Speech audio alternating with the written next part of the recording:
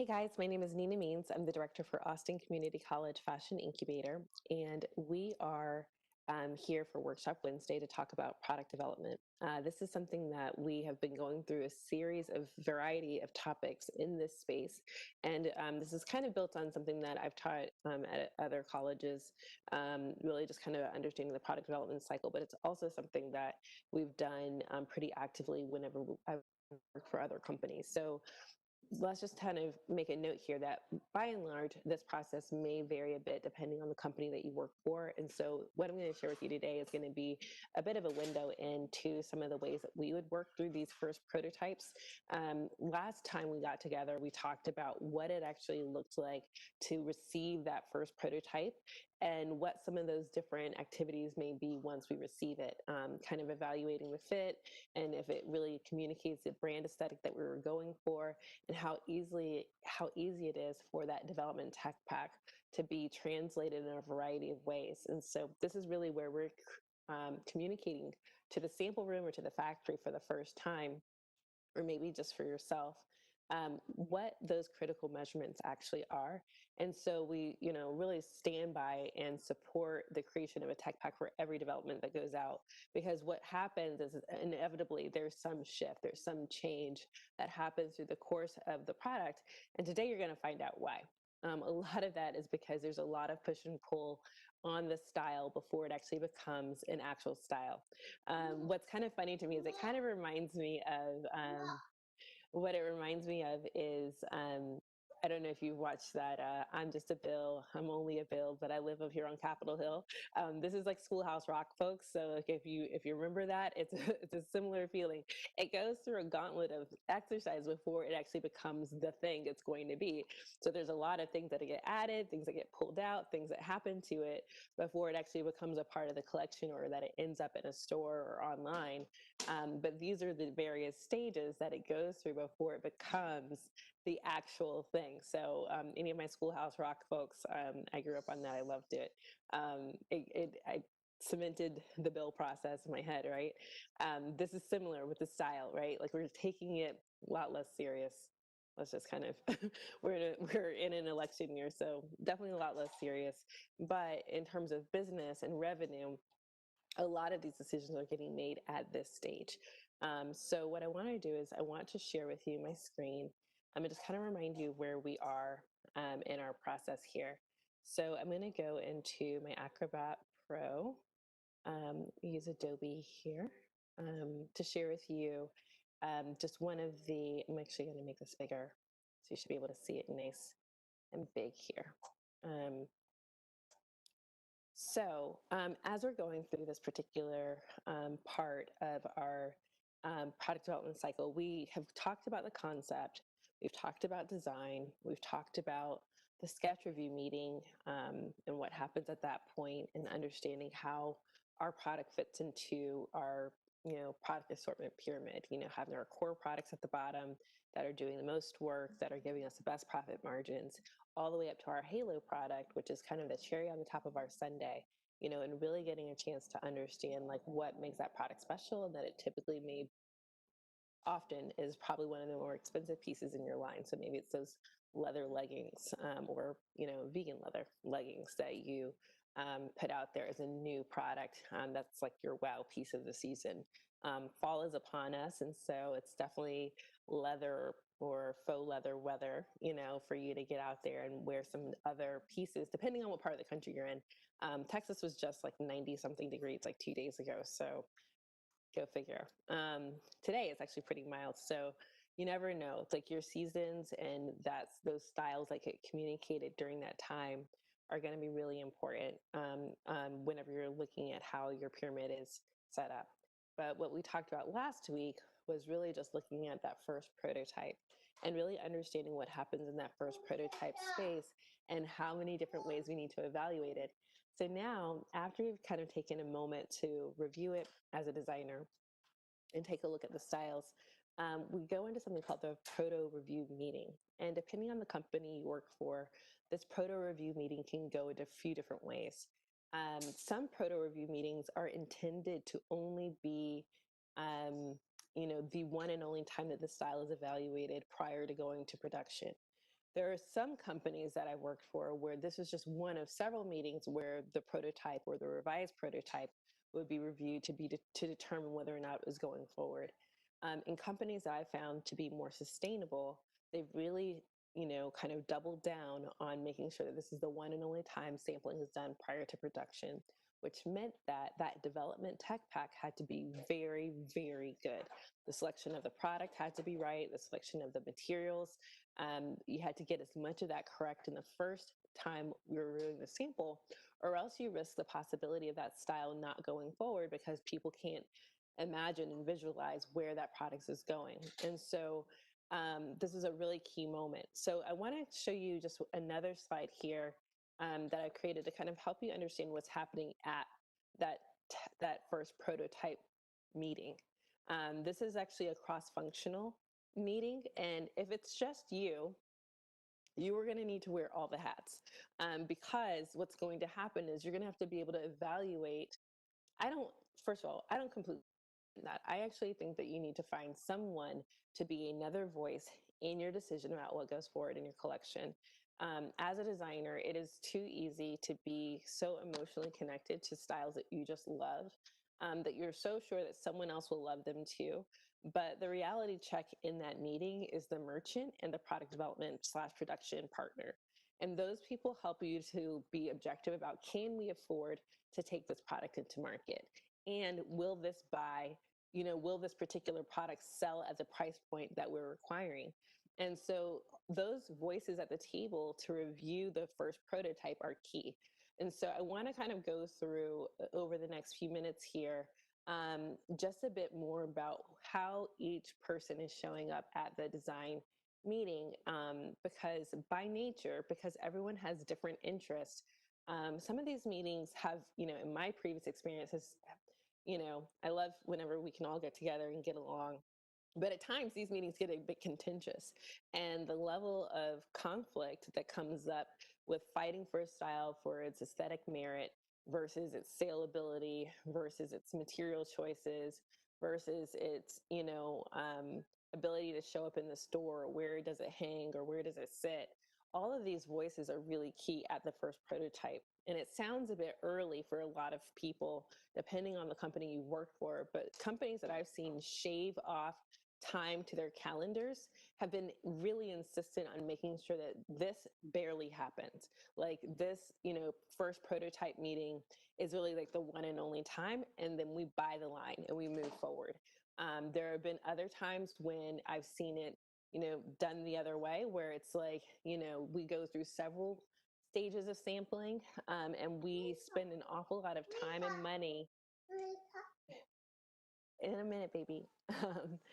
We spend an awful lot of time and money doing, these kinds of things where it's really intense, where we have several samples that are coming in. We're spending a ton of money on doing these various products over and over and over again. It's really just it's highly unsustainable. It creates a lot of waste, and it's very challenging to be able to manage those things going forward. So I can't tell you how many times we've seen like countless sample sales that have been a bit of a challenge to be able to manage. Hold on just a second.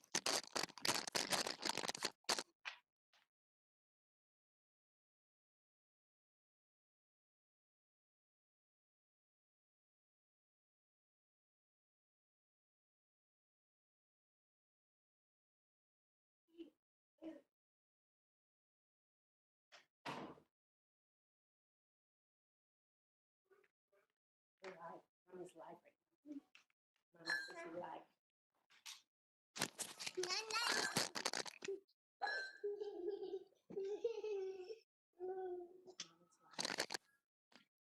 live. Okay. Well, so but what I want to do is to jump back in.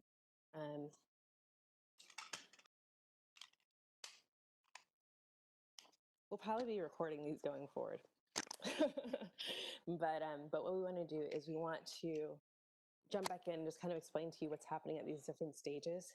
These have happened, every 4 to 6 weeks in a lot of companies that have they're turning product every single month, every single delivery. There are also other ones where you're going to see quite a lot of change for, um, brands that are actually trying to accelerate this. And so you may not see, sorry, opposite day. You're going to see sometimes whenever you're going to actually be pulling these out and seeing um, a bit more change in the way the frequency of these meetings go. But primarily, what I want to do during this particular talk is explain to you the different roles of these people at this meeting, because the more you understand the roles that people are fulfilling, the better you can advocate for the style. So whether you are the designer, the merchant, or the product developer, you all have a vested interest in how that product shows up in the market, and what's required in order to get it there. And so as a designer, one of the things that we really want to do is to equip you to be effective if you decide to work for another business, but also to be able to apply those same techniques and skills to what it would take for you to bring your own product to market. So whenever we're looking at the first prototype, we may be looking at, say we've got this jacket here that's got this really beautiful setup. It's very draped. It's got a matching, jumper dress underneath it. And this is something that has a very strong attitude. Now, there's a lot of fabric that's being utilized here. But from a designer's perspective, what we're primarily interested in is maintaining the integrity of the style. And what that means is that we're primarily interested in maintaining the appearance, the aesthetic, the feel, the that like wow it moment that's happening with a particular style. We are particularly interested in maintaining those primary fit points that make that jacket feel so relaxed and so easy.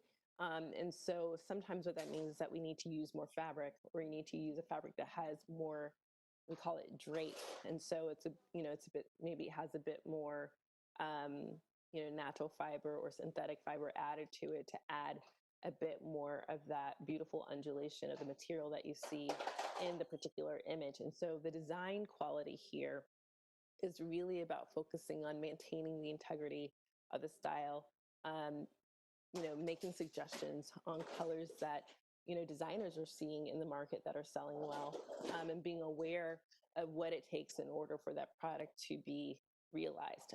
So your technical design team may be present here because they're thinking about all the different operations that need to happen in order to build that product. The design team that may have just come up with the general idea may also be sitting at the table. So your technical designer and designer, whether they are the same person or two different people, will probably be present at this particular moment, because they're going to see how did those measurements that we requested in the tech pass get translated into the first prototype. So it's going to be key to have that person there to hear the comments that are coming out regarding how this style is moving forward or is not moving forward, because it will inevitably affect their workload. And so the design/technical design team will be there to manage the integrity of the style, be able to make adjustments to accomplish the new agreed upon aesthetics or details. All of those things will have to happen there. Down below, there's a section where it's really looking at the product development and production partners. Now, your product development and your production partners are going to be primarily interested in being able to look at the cost of creating your garment. So they are, of course, everyone's there because they love fashion. They want to create something great. However, they want to make something great that's going to hit the profit margins that are required. And if they can't do that effectively without losing the complete integrity of the style, then they will advocate to drop the style. Their primary allegiance during that meeting is to make sure that their numbers work. And so if your style is breaking their numbers, it's breaking their spreadsheet, they're going to advocate to push that style out of the collection. So in order for you as a designer to make sure that your product makes it through, you're going to have to understand what the product development and production partners are looking for and how you can best mitigate that going through the first proto process. So let's say that this particular this particular garment is made out of cashmere and wool. And cashmere and wool are beautiful, blend of natural fibers for a lovely coat. You can get a bit of drape. Maybe there's a little bit of silk or nylon added in just for a bit of the softness that we love to see when we create a garment like this jacket, this sweat, this coat that you're looking at. So if my product development partners are having a problem with the price of the garment, the first thing they're going to look at is what is driving up the cost. And more often than not, what's probably driving up the cost is the fact that you have cashmere in your coat. And so they're going to ask you, is there anything else that we can use to be able to bring the cost of that coat down? And your first thought should be, what can I do differently that will allow this coat to behave about the same, the drape, the aesthetics, the appearance, that may either reduce the amount of cashmere or introduce another fiber that could help substitute what the cashmere is doing in the blend. And so, I'm giving you a lot of information here, but I think this is a really key thing. In the first Proto review meeting, we're already starting to talk about something that we call cost options. And what that is just what is the option I can make to keep the integrity of the style without sacrificing my margin. So what is going to be the thing that helps me reduce the cost of the garment, but still gives me the option to take that into market, looking and feeling very, very similar to what the original design intention was. So I think I may need to say that again because I think that may be a little bit more information than what we're used to. So typically, we have a design intention. We have a vision of what we want to bring to market. But if that product doesn't meet the appropriate cost, meaning how much does it take for me to make this garment before I start adding in my profit margin, I'm going to need to actually find ways to reduce my costs up front. And so this is the time when I do that because my product development and production partners are going to say, is there something that we can do here? Now, product development may have some additional swatches or fabrics that they've already, started to evaluate costs for. So they could say, well, we could use this material that's a little bit less expensive, or we could use this material that's a little bit less expensive. I don't see any buttons here on this particular jacket, but if I did have buttons and I'd gone with, something that was a natural material, maybe going into something that was a synthetic material would actually save me money. And so these are things that my product development partners would actually be there to help the designer, if you're working for a larger company, to be able to say, oh, well, we have these other materials that are kind of in the queue for possible options in case the one that we really want is too expensive for us to go forward. The production team will say, similarly, like, okay, well, as long as we're able to make the correct profit from this style, then we will consider moving forward. So, the development process is so important. Like you're evaluating and reevaluating whether or not you really have the goods to go into production. And so this is why even whenever you're evaluating these things on your own, it's so important to at least have one or two other sets of eyes that have this understanding about cost of goods, delivery, and a little bit of design aesthetic to understand what's happening in the space and the push and pull between getting it right versus in terms of the aesthetic versus getting it right versus the cost and the profit margin. So this is a really interesting dynamic, and I've seen a lot of tension kind of come from these conversations because design may say, no, none of those cost options work. We need to find another way to be able to reduce cost. Your fabric is going to be your primary way where you're going to see a lot of that. Going forward is going to be a bit of, that's where a lot of your costs are coming from. And so that's going to be the easiest place for you to make adjustments in terms of your expectations. It may not drape as nicely as another product that you want to use or another material you'd like to use. However, it drapes closely enough to be able to hit your margin, bring the product to life, and be able to actually sell it at an appropriate price point. So that really brings me to our merchant partner. So the merchant partner is really key here. Depending on your company, though, this will vary who's seeing the first prototype. Sometimes people don't want the merchant to see the first prototype because the merchant may fall in love with the first prototype. They may see the cashmere version and say, I love the one with cashmere.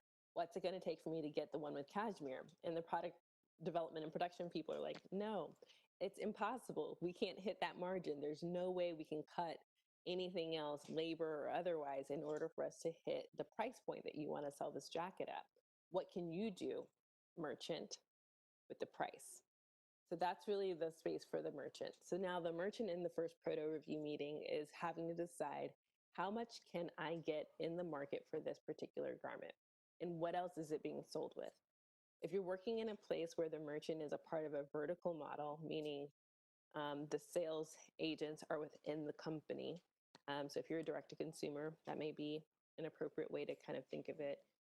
Or if you are, working at a QVC or American Eagle Outfitters, where I've worked before, those merchants are actually within the company. And those merchants know that business inside and out, and they know what that product will sell for with their customer. They've got previous sales to go off of, they've got competitive sales in the marketplace. They know what's going on with other brands. That's part of their job, is to be constantly aware of what the competitive market analysis looks like for pricing for these kinds of styles. And so if they're not sure, there's a bit of a gut check. It's like, let's see, but primarily a lot of what they do is guided by numbers, and it's guided by trend analysis and retail analysis about what's selling, how fast it's selling, all of these components that come in together to determine how much does this coat retail for. And if design is saying, well, we really believe that it needs to come in the cashmere, what can you sell a cashmere coat for? They may say, we can sell a cashmere coat for this. However, your customer, our customer, doesn't typically buy cashmere. And so the merchant is really tuned in to the customer. Who's buying it? How are they buying it? And does this even still fit? We've had coats or jackets in previous proto review meetings where the entire room loved it. Production loved it, merchants loved it, design loved it, and it got dropped. And it got dropped because none of us as a collective team could figure out how to save it. It was too expensive. The labor constructions were too challenging. The materials cost too much. And even when we made those changes to the materials, what made it difficult was the labor. And so it was a very complicated construction, very interesting, very lovely, but it was too complicated to make in production. And that was never going to be overcome in the cost. And so because of that, styles like that will never see the light of day because you can't manage the cost it takes to bring it to market. And so this is really what we iron out at the first proto, is that we say, okay, this is not just about what we want to see as a design company. This is what I want to see as a designer. This is where we take a long, hard look at the prototype and we determine whether or not this has true market viability. And then from there, we make our next long-term decisions. So I want to go back to the previous image here, just to kind of help you understand a little bit more about where we are and where we're going with this. So again, when we went over the initial product development cycle, concept, design, sketch review, tech path, first proto, and the proto review meeting, the things that are happening alongside of these things, and I think we'll definitely take a separate talk to go over this, is the sourcing and costing. So I alluded to that briefly before, and I've got a few more minutes here, just checking the clock. But I have a few more minutes here to talk to you, just to kind of introduce the idea about the sourcing and costing. We're actually going to come back to that a little bit later, but I want to talk to you a little bit about what it is now, because whenever I was mentioning before what product development partners may be doing during this time is they are actually looking for what are the materials that are going to allow us to execute these styles. And so after the sketch review meeting, your product development partner, look, that may be you. Like I've been that person for smaller companies. I've been that person for myself, for my own brands.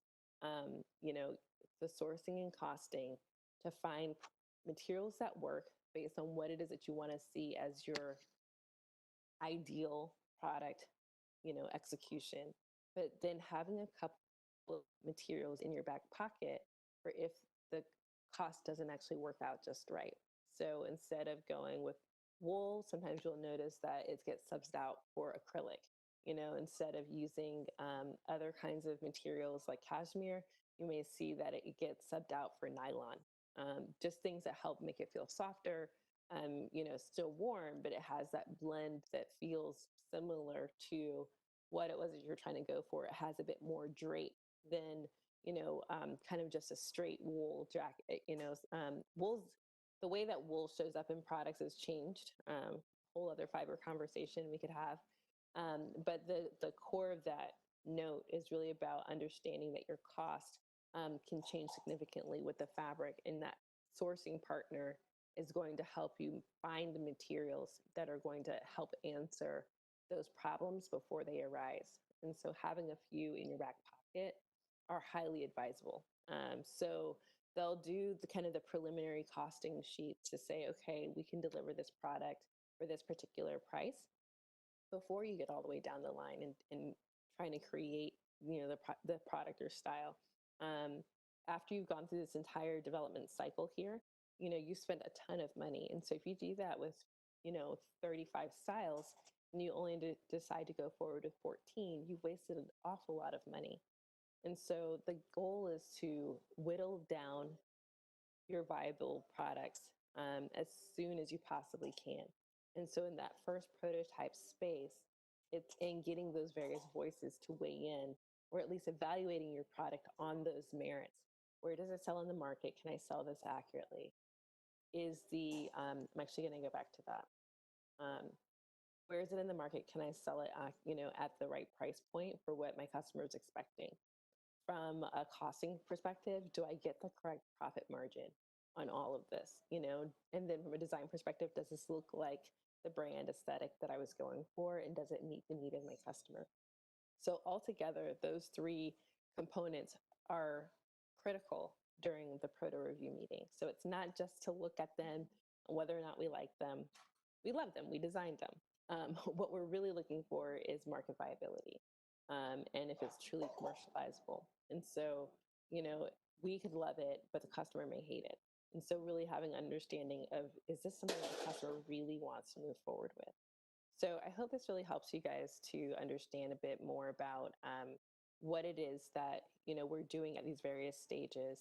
It's been really key for us to get a chance to unpack for you what's happening in the industry and to be able to show you what's happening from a real life perspective. So it's key for our department as we're helping to develop the ecosystem here in Austin. But really, in this virtual world, it's so much further than that. So if you're a new designer or you're considering creating your own brand, we have a variety of different things that we've been doing. The Macy's class goes up again tonight. We're talking about design and development. So you may see a little bit of that, a little bit of this conversation there. Um, but we're going to provide a lot more information for designers who believe that they would like to create a business, really a checklist of sorts of things that they should be thinking about and considering to go into these spaces. And then also for, you know, our designers in residence, they're doing their uh, lectures and whatnot on Thursday night. And then we'll actually be here on Friday talking with one of our designers, Andy Day of Mary Claret. She's one of our incubated brands, and we'll be talking about, really, how her brand got started and where her brand is going in the midst of this pandemic and beyond, and what she hopes to gain from being a designer in residence at the Fashion Incubator. So again, guys, thank you so much for your time. I know that, we are in this space where we're working from home, so we thank you for your graciousness as we are navigating these untenable waters. Not untenable. Um, I think that it's just, I think everyone is going through their own variety of things with, balancing, which is just a normal part of it. But we are really excited about where all of these things are going regarding our, courses and opportunities to engage with the incubator going forward. We are starting to do product development for brands and to support that, but really as just kind of an attache to what's happening in the industry locally. So we really push to our local partners first, Stitch Texas, Bluebonnet, and a variety of other ones. And then we are actually able to, mm-hmm. And then, yes, we,